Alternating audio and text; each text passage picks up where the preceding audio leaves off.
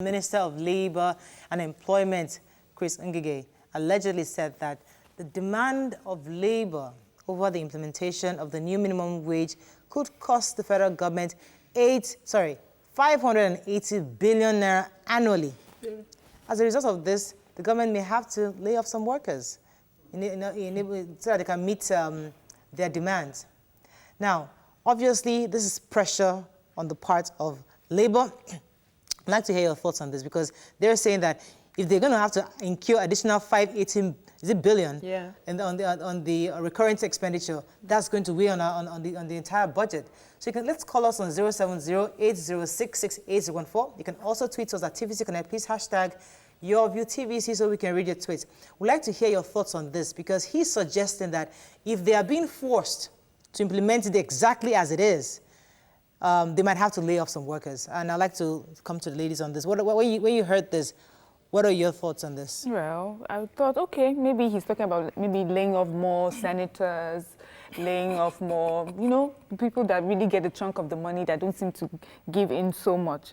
So if he's talking about that, that would make sense to me. And cut down salaries of those who are earning so much salaries as well as bonuses. If that is what he's talking, if that is the arm he's talking about, makes sense, because already we have a huge unemployment percentage. So there's so many people out of work anyways. And to take from that same group of people, and put them, that would just be... Let me talk up on that, because you keep saying that they need to reduce their own cost on their own part first. But I keep saying to myself, okay, if they reduce it, how much of savings are we going to make? A lot. Is it enough? I mean, we always make these assumptions, but we don't have the exact figures. Do we know a lot? What is a lot? Define a lot. Mariah. We don't have the figures. We just make all these comments and think like, oh, the moment senators, we reduce them to one per state, reduce their feeding allowances, reduce their extra costs, suddenly our budget, we'll be able to fund our budget and we'll be able to build roads. I don't see how that happens. Do you have an idea of all the unnecessary aids? Secretary to this, PAMSEC to this, PAMSEC to this, senior secretary to this one. See all the numerous aides that they have on their payroll. Do you have an idea of how much bonuses that they get in? Hold on. We have been saying now that Abacha loot, they've been recovering it. What has been happening to the money? We're still borrowing.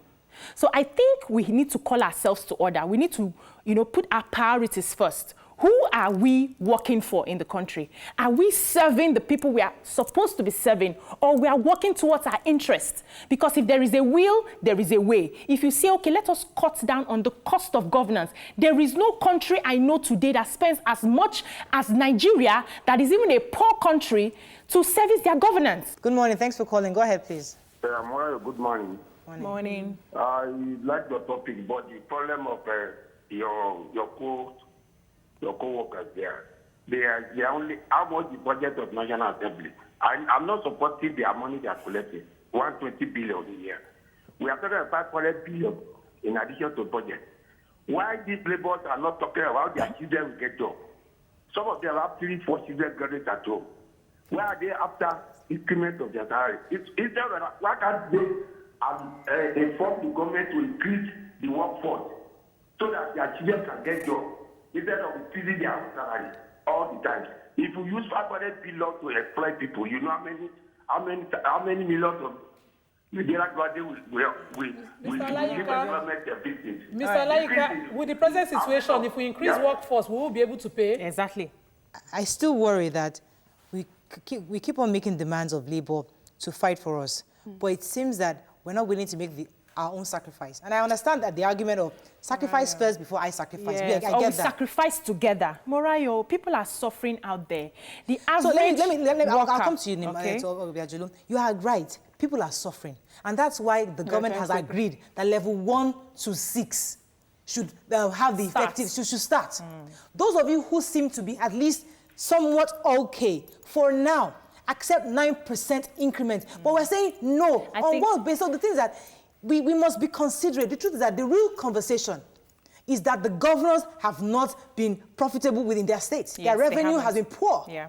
Many of the states they're not self-generating. Yeah. So that's the real issue. Now take the battle to your governors. Not doing the work, not to make it look as if, oh, it's a federal government issue. Yeah. The problem I see there is the lack of trust, because they've agreed that they were going to give from grade level 1 to 6. They will settle those ones first. And then from 7 to 17, this is the little we can just add, just a shift in what you're getting already. Bear with us. But there's no trust that they will come back to review it. That's what's happening. And when these workers, they are the civil service, they are the power in the country. Statutorily, every 5 years, it's supposed to review. When did they review last? Yeah. That's the thing. So there's no trust that the government, if they abandon us now, that is it. Okay. Labour should take this beyond just demanding. Labour should take this holistically. Nigeria has been borrowing to pay salaries forever. If Labour is demanding that, government put in the right policies, then we'll walk you up behind them.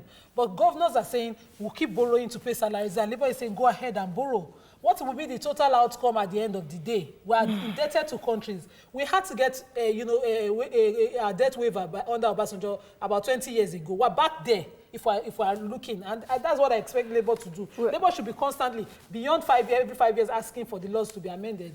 Be sitting down and looking at companies growing and trying to also contribute to growing the GDP. Yakub, are you still there? Yes, well, and thanks for calling. Morning. Go ahead, please. Thank you very much. I think I agree with this panel this morning, and including you as well. Because putting pressure on the federal government every time, I don't think it's going to do us anything. Because that's why we have states and then we have federal government. Some of the states, the kind of states they have is too many. And then, let me give you a simple example here. Morayo, this labor of exchange, I don't think they get their priority right. Why am I saying that? You are negotiating for just 30,000 naira increment as a minimum wage.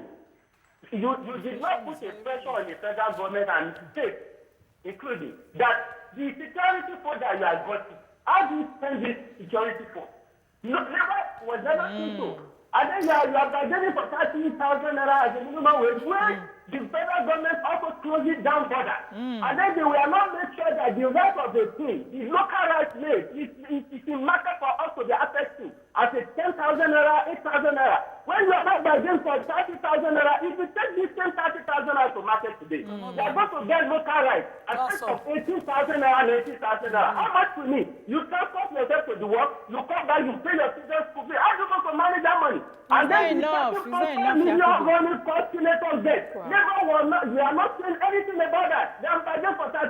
A lot of things for Labour to do. They are supposed to put pressure on federal government and the state government. They will not do that. I don't understand them. Thank you very much. Where was Labour when we were paying subsidy and they were not, and people were not supplying the fuel?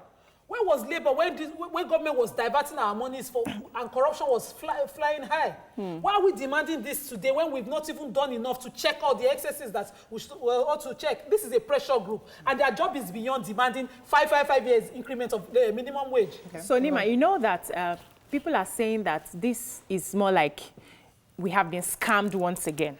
You know, the typical Nigerian believes this is a scam because this was promised just before the elections and everybody had agreed. The governors have said we cannot pay. At the end of the day, they had the tripartite committee. They talked about it. They now finalized that they were going to pay just before the elections. And now the elections are over and they are going back to start having new committees set up to still discuss what they had promised, that they had settled that they were going to pay. Before the elections, they had agreed on the 1 to 6. But I think, was that 7 to 17 that they were having meetings and committees on? But let me take this call. I'll come back to you, Resolu. Olatule, let me let you finish. I feel that the government knows what they are doing. I feel that they know what they are doing. Yeah, and the average Nigerian, you don't trust. I'm an average Nigerian. I see that. Yes, we don't see that they have that integrity to say they are going to do something concerning us and actually do it. But when it comes to them, you see the bills are passed, the monies will appear immediately. We will continue to have this conversation if the government themselves don't begin to tighten their own belts. Yes. Maybe because these conversations always go back to that same issue. Yeah. Revenue. Let us see you tighten your belt. Let us see you reduce your own costs.